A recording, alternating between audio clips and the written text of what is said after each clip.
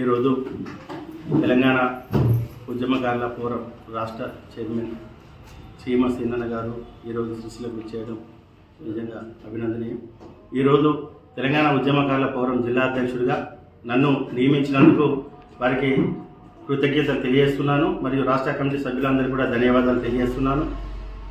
మరి ముఖ్యంగా ఈరోజు తెలంగాణ ఉద్యమకారులు ఏది విధంగా ఏ పరిస్థితులు ఉన్నారో ఈ ప్రభుత్వం అర్థం చేసుకోవాల్సినటువంటి అవసరం ఉన్నది.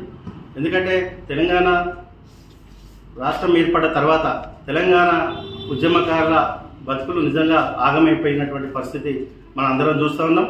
మరి పట్టించుకున్నటువంటి నాదుడే కరువైనటువంటి పరిస్థితి ఉన్నది. కాబట్టి ఇప్పటికైనా ఈ ప్రభుత్వం ఏదైతే హామీ ఇచ్చిందో హామీ ఇచ్చిన ప్రకారం 250 గదుల స్థలం కావచ్చు, వారి సంక్షేమానికి మరి పెద్దపీట వేయవలసినటువంటి అవసరం ఉన్నది. అలాగే ఒక పెన్షన్ విధానాన్ని అమలు చేయాలని మేము ఈ విజ్ఞప్తి చేస్తా ఉన్నాం. అలాగే మరి ఉద్యమకారులకు మరి ఈ ప్రభుత్వం ఇస్తున్నటువంటి పథకాల్లో 20% వాటా కావచ్చు, ఇంకా అనేక పథకాలను ఈరోజు ఉద్యమకారులకు ఇచ్చి ఆదుకోవాల్సినటువంటి బాధ్యత మరి ఈ ప్రభుత్వంపై ఉన్నది.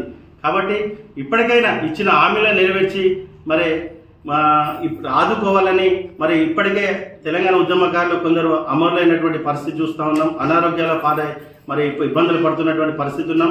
ఆనాడు తెలంగాణ రాష్ట్రం కోసం అనేక ఉద్యమాలు చేసి మరి అటుకులు బిక్కిన అన్నం తినకపోయినా మరి ఉద్యమంలో చురుకైన పాత్ర పోషించిన వాళ్ళు ఈరోజు దిక్కు చూచని పరిస్థితుల్లో మరి ఉన్నటువంటి పరిస్థితి మనం చూస్తూ ఉన్నాం. కాబట్టి వాళ్ళందరూ కూడా పోరాడేది వాళ్ళ కుటుంబమో వాళ్ళ స్వార్థం కోసమో కాదు.